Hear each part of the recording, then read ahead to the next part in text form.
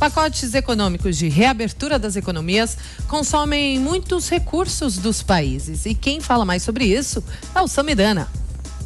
As economias vivem há algumas semanas um momento de recuperação.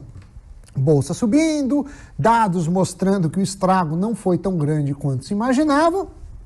A situação, num primeiro olhar, pode parecer de calmaria. Um exemplo foi a criação de 2,5 milhões de vagas em maio nos Estados Unidos, divulgado na semana passada. O desemprego americano, que estava em 14,7%, caiu para 13,3%.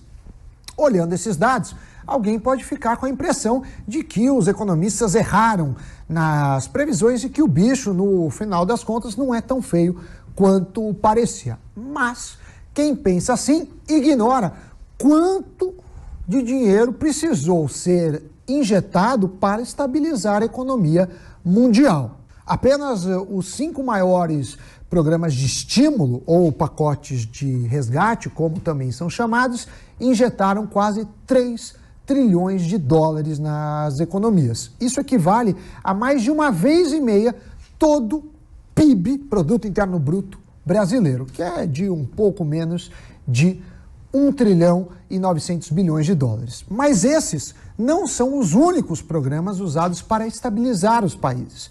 Vários outros foram lançados e o pacote brasileiro se destaca. É o 5º maior do mundo. O governo brasileiro já injetou 64 bilhões e 700 milhões na economia. 10 bilhões e 60 milhões a mais que a França. A ajuda brasileira também supera os gastos do Reino Unido e da Itália em combate ao Covid-19. O que dá para ver de todas essas cifras? Primeiro, que o pacote americano sozinho supera todas as outras medidas contra os efeitos econômicos da pandemia.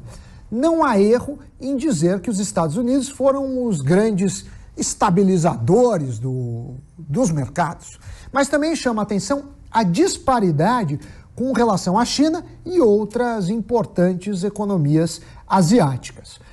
Somando Japão, China e Coreia, temos um gasto de 185 bilhões de dólares, menos não só do que os Estados Unidos, como do que a Alemanha.